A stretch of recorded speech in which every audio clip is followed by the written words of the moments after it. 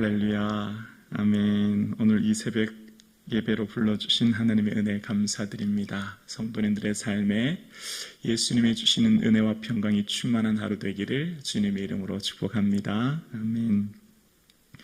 사도 바울은 처음 1차 전도 여행 때 루스드라에서 이 디모데를 만나는데요. 디모데의 그 가족 환경 배경은 어머니는 믿는 유대 여자, 아버지는 헬라인 이렇게 소개하면서 이제 그를 불러서 함께 제자로 삼고 출발합니다. 이후에 3차 전도 여행 때 이제 에베소 사도 바울이 마게도냐로 가야 한 상황이었고, 그래서 그 에베소에 남겨 있는 성도들을 향해서 에베소에 그를 남겨두고 가야만 했습니다. 그래서 마게도냐에서 에베소에 남겨둔 디모데가 염려가 되는 겁니다. 그래서 이제 편지를 쓴 것이 오늘 우리 손에 있는 들려진 디모데 전후서가 되는 거죠. 에베소에 남겨진 디모데는 디모데 4장 내용을 추론해 보면 누구든지 내 연소함을 업신여기지 못하게 하고 라고 하는 표현 속에서 디모데가 굉장히 어린 나이에 이 에베소 교회를 목회해야만 했고, 그런 어린 나이에 목회해야 될 디모데에게 사랑의 마음을 듬뿍 담아서 쓴 편지라고 하는 것을 알 수가 있지요. 특별히 바울에게 있어서 디모데는 참 믿음 안에 참 아들이라는 표현을 속에서 디모데와 특별한 어떤 사랑의 관계인 것을 알게 돼요. 사도행전과 서신서를 통해서 보면 디모데와 바울은 아주 특별한 관계였다는 걸 알게 되는데요. 마게도냐, 데살로니가, 베레아, 또 이후에 고린도 같은 많은 지역에 함께 사역했던 1세대 선교사, 1세대 동역자라는 것을 알 수가 있습니다. 그리고 디모데를 향해서 아들이라는 표현 외에 우리 형제 이런 표현을 씀으로써 정말 내게는 형제와 같은, 여러분 제가 누군가를 소개할 때, 김부기 목사가 누군가를 소개할 때 제 형제 같은 사람입니다, 이렇게 소개하면 아주 특별하게 생각한다는 건 아니겠습니까? 그러니까 디모데는 바울에게 있어서 그가 정말 고독하고 힘들고 지칠만 할 법한 그 순간에 늘 함께해 주므로 바울을 일으켜 세워주고 위로하는 하나님이 보내신 어떤 위로자였다는 걸 알게 돼요. 바울은 결혼하지 않고 사역했고, 그가 정말 이 사역의 길이 참 힘들어서 때로는 돌에 맞아 죽은 것처럼 던져지고, 강의 위험과 강도의 위험과 이 맺맞는 고난 가운데서 그는 참 지치고 힘든 그 순간에, 그 어렵고 힘든 순간에 디모데가 늘 옆에 있었다는 걸 알게 됩니다. 빌레몬서 1장 1절에 보면 그리스도 예수를 위해 갇힌 바울과 및 형제 디모데는 이라는 표현을 통해서 보면, 아닙니다 목사님, 빌레몬서입니다. 거기 빌레몬서에 보면 갇힌 자 나 바울과 형제 디모데라는 표현 속에서 내가 감옥에 있을 때 함께 디모데가 있었다, 이런 표현을 쓰는 거죠. 힘들고 어려울 때 그는 함께 있었고, 또 빌립보서 2장 19절에 보면 나의 사정을 알므로 너희 안위를 받게 하려 함이라, 이렇게 얘기합니다. 디모데를 속히 너희에게 보내주기를 주 안에서 바라면 나의 사정을 아는 자라고 이야기해요. 디모데는 다른 사람보다 내 속마음이 어떤 사람 뭔지를 너무 잘 안다는 겁니다. 내 사정을 아는 사람 많지 않지 않습니까? 여러분, 교회에 많은 성도들이 있지만 내 속 아픔을 아는 사람은 극소수 아닙니까? 그만큼 디모데는 내 속마음을 아는 사람이었고, 그래서 사도 바울의 삶의 마지막 순간, 이제 내가 순교를 직감하고 마지막 하나님이 부르신 순간을 알게 되어서 전제와 같이 내가 떠날 시각이 가까웠다, 이게 마지막 순간에 디모데 후서지 않습니까? 그 마지막 순간에 누구에게 편지 씁니까? 디모데에게 편지를 쓰는 겁니다. 마지막 순간에, 그리고 너는 어서 속히 내게로 오라. 마지막에 보고 싶은 사람, 생각나는 사람, 뭐죠? 끝까지 함께하는 사람, 끝까지 그를 지켜주었던 사람. 여러분, 우리의 인간관계는요 1년, 2년, 10년, 20년 이렇게 관계하기도 쉽지 않지 않습니까? 다 이익에 얽매여 있어서 헤어지고 만나는데, 디모데는 끝까지, 언제까지요?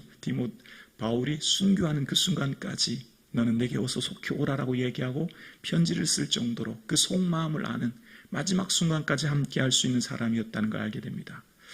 이런 것을 보면서 하나님께서는 하나님의 일을 하게 하실 때에 정말 그 사역의 길이, 사도로서의 길이 고독하고 힘들고 지치는 그 길에 하나님은 디모데와 같은 위로자를 보내주셨고 사도 바울을 격려하고 위로하신 하나님인 것을 발견하게 됩니다. 저는 오늘 여러분에게도 마찬가지라고 생각해요. 고독하고 힘든 제자의 길, 주를 따르는 이 길에 반드시 하나님께서 한두 분쯤은 여러분 곁에 디모데와 같은 성도님을 여러분 곁에 두셨고 그분들을 통해 여러분을 위로하게 하신 하나님이라 저는 믿습니다. 여러분 주위에 디모데와 같이 위로하는 그 성도를 귀히 여기시고 감사가 있는 이 아침 되기를 주님 이름으로 축복합니다. 디모데를 향한 편지를 쓰면서 이제 내가 에베소에 남겨둔 디모데에게 편지를 쓰는 이유에 대해서 이제 얘기하면서 4절에 보면 이런 얘기를 합니다. 신하와 끝없는 족보에 몰두하지 말게 하려 함이라. 이런 것은 믿음 안에 있는 하나님의 경륜을 이름보다 도리어 변론을 내는 것이라. 자, 지금 디모데를 남겨둔 이유 3절 후반절부터 봐야 되겠네요. 3절 후반절에 에베소에 남겨둔 것 왜 남겨뒀냐. 3절 후반절에 보면 어떤 사람들을 명하여 다른 교훈을 가르치지 말며, 그 다른 교훈이 뭐냐면 신하와 끝없는 족보라고 소개하면서 이런 것은 하나님의 경륜, 하나님의 구속 경륜을 이루는 것보다 이 변론, 논쟁을 일으킴으로 교회의 갈등과 분열과 어려움을 일으킨다 라고 하면서 이제 교회 내에 있는, 에베소 교회 내에 있는 다른 교훈을 가르치는 사람들에 대해서 주의해야 된다라고 하면서 이야기합니다. 여기서 이제 신하라고 하는 말, 이 단어와 똑같이 쓰이는 게 어디에 나오냐면 디모데 후서 4장 4절에 허탄한 이야기, 이 허탄한 이야기와 여기 본문에 나오는 신하는 동일한 단어거든요. 허탄한 이야기, 또 꾸며낸 이야기, 이런 것들과 함께 또 족보라고 하는데요. 혈통 이런 의미도 있어요. 그러니까 이 어떤 의미냐면 유대교회에서 개신교로 이제 개종을 했습니다. 개종을 했는데 유대교회에 있는 그런 전통과 그 혈통주의, 유대적 선민의식, 유대교적 그런 관습들, 그런 것들을 버리지 않고 그대로 가지고 있으면서 이것이 구원과 연관시키고 이것이 어떤 구원의 조건처럼 이야기하는 사람들이라는 것을 이야기하면서 특별히 이 사람들의 특징은 율법주의자였고 율법을 문자적으로 해석해서 외형적으로 철저히 지켜야 된다는 이런 것들의 사고 속에 있었던 사람들이었던 거죠. 그런데 바울을 보았더니 바울은 전혀 그렇지 않은 겁니다. 율법을 지키기보다는 바울이 계속 강조하는 게 믿음을 강조하고, 그래서 그들이 볼 때 바울은 율법 폐기론자처럼 보이는 겁니다. 그래서 이 사람들, 그 특별히 다른 교훈을 전하는 사람들이라고 하는 사람들의 특징이 이후에 보면 다른 교훈은 디모데전서 4장 3절에 나오는데요. 디모데전서 4장 3절에 보면 여러분 성경을 넘겨서 한번 보실래요? 디모데전서 4장 3절에 그게 다른 교훈이 구체적으로 나오는데 뭐냐면 혼인을 금하고 어떤 음식을 먹지 말라 할 터이나 라는 내용 보이십니까? 이런 혼인을 금하고 어떤 음식을 먹지 말라, 이게 지금 이런 내용을 나오는 이유는 뭐냐면 이 다른 교훈을 전하는 사람들, 이 당시 영지주의에 기초해서 이 금욕주의적인 세계관을 가지고 있는 이들의 삶 가운데 나타난 특징이 이런 것들이었다는 거죠. 혼인을 금하고 음식을 금하는 이런 것들을 이야기하는 사람들이라고 하면서 이런 것들을 통해서 교회를 어지럽게 하는 사람들을 이야기하는 겁니다. 그러면서 이제 이런 것들은 교회를 통해 하나님의 구속의 경륜을 이루는 것보다 어떻게 된다고요? 변론, 논쟁을 일으킨다는 겁니다. 어떻게 한다고요? 엉뚱한 데 시간을 팔게 하는 거예요. 신화와 끝없는 족보에 몰두하다는 말은 빠진다는 거거든요. 그 이후에 보면 임박히지 아니한다. 그 임박히지 않은 단어와 같은 단어인 겁니다. 여러분 신앙생활 하다 보면 순수한 복음 외에 다른 혼합물들이 섞여 들어와요.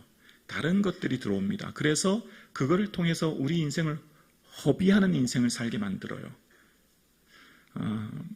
여기에는 많은 것들이 있을 수 있다고 생각합니다.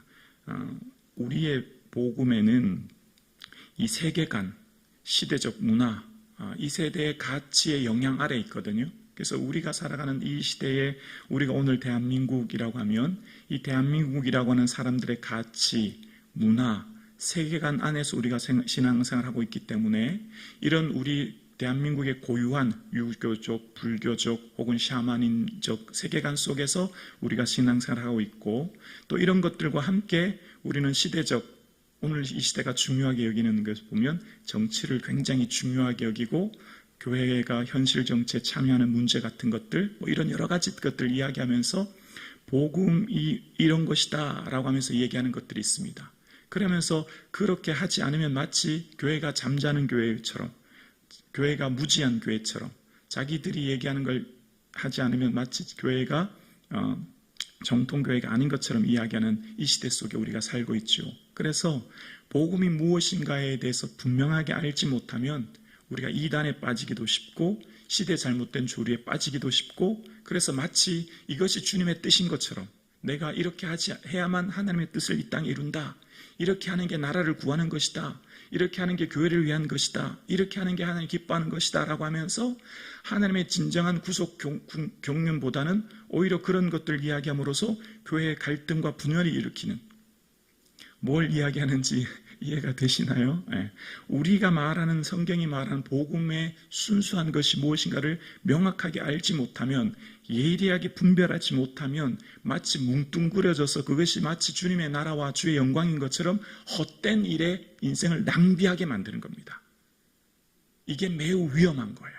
그렇게 해야만 하나님의 뜻이고 하나님의 영광을 위하는 것처럼 착각하게 만드는 거예요.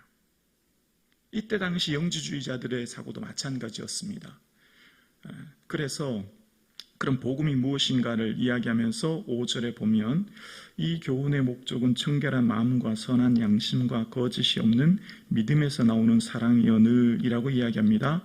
그래서 5절에 이제 내가 왜 너에게 편지하는지 아니 디모데야? 그러면서 디모데에게 이야기합니다. 내가 이렇게 너에게 얘기하는 것, 그것은 먼저 청결한 마음을 가지는 거야. 청결이라고 하는 것은 정결하다라고 하는 것인데 이 원어의 의미는 오염, 부정한 것으로부터 구별되는 것을 말하는 겁니다. 부정한 어떤 오염으로부터의 구별된 것을 이야기하면서 이것은 청결한 마음이라고 얘기할 때 이 청결한이라고 하는 것 예수님도 마음이 청결한 자는 복이 있다고 얘기하지 않습니까? 여기서는 어떤 순수한 동기, 의도를 생각하시면 돼요. 우리의 삶에 신앙생활하는 삶의 모든 목적과 삶의 의도, 우리의 모든 동기, 우리의 모든 것은 오직 예수 그리스도 위에 하나님 나라와 그 영광 위에 나의 어떤 목적과 나의 무엇을 이루기 위한 그런 신앙생활의 목적이 넘어 그 중심에는 예수 그리스도를 위한 삶의 순수한 동기로 생활하는 것 그리고 선한 양심이라고 하는 것은 착한 좋은이라는 것이거든요. 바울은 끊임없이 이야기하는 것이 있습니다. 항상 양심에 거리낌이 없기를 원한다. 나는 범사의 양심을 따라 하나님을 섬겼다. 이런 고백을 계속하는데요.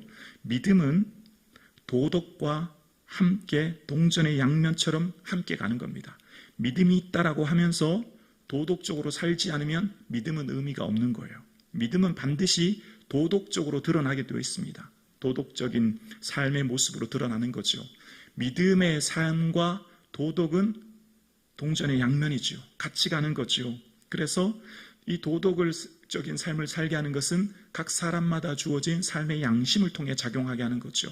그래서 예수 믿지 않은 사람들도 그 마음에 있는 고유한 양심을 통해서 꺼리낌을 느끼게 되고 그것을 통해서 올바른 삶을 살게 하지 않습니까? 그렇게 살게 만드는 하나님의 주시는 하나님의 선물이 양심인 거죠. 그렇게 함으로 또 세 번째는 거짓 없는 믿음에서 나오는 사랑이라고 이야기합니다. 거짓이 없다라고 하는 원어는 가식이 없다라는 겁니다. 가식이 없다. 디모데를 향해서 바울은 끊임없이 거짓 없는 믿음, 디모데 후서 1장 5절에도 나오죠. 그래서 가식이 없는 믿음에서 나오는 사랑이라는 겁니다. 외형적으로 보여지고 드러나고 나타나는 가식적인 그런 믿음에서 나오는 외형적으로 보여지는 사랑, 보여지는 어떤 행위가 아닌 그 마음의 중심의 순수한 동기로 인한 그 삶의 사랑을 이야기하는 거죠. 그래서 오늘 본문에서 이야기하는 이 교훈을 통해서 율법이 우리에게 주는 원래 의도는 선한 것이고 그 율법을 통해서 주님을 올바로 닮아가는 것인데 그 율법을 통해서 우리에게 준 것은 율법을 따르지 않은 8절 이하의 사람들을 위해서 이렇게 주었다라고 하면서 이야기하는 것을 보게 돼요. 그래서 오늘 본문의 디모데에게 편지하면서 바울은 내가 이렇게 하는 것은 11절에 보면 이 교훈은 아까 5절에 말했던 교훈이죠. 이 교훈은 내게 맡기신 바 복되신 하나님의 영광의 복음을 따름이니라 라고 이야기합니다. 영광의 복음, 십자가의 복음을 말하는 거죠. 늘 성경에는 영광의 다른 이름이 십자가지 않습니까? 그 십자가의 복음을 오직 얘기하는 거죠. 십자가 외에 다른 것들은 말하지 않아야 한다. 바울은 이야기합니다. 오직 예수 그리스도와 그 십자가 복음만이 진정한 순수한 복음인 것을 이야기하면서 첫 번째 단락을 마치게 돼요. 그러면서 디모데를 향해서 하나님의 주신 이 교훈, 정결한 마음, 선한 양심, 거짓 없는 믿음에서 나오는 사랑으로 살아가는 것을 이야기하면서 권면하는 것을 보게 됩니다. 오늘 예배하는 저와 여러분의 삶에 왜 예배 드리시며 왜 기도하시며 왜 내가 오늘도 살아가는지 그 동기가, 그 기초가 오직 예수 그리스도와 그 영광을 위하시는 이 하루 되기를 주님의 이름으로 축원합니다.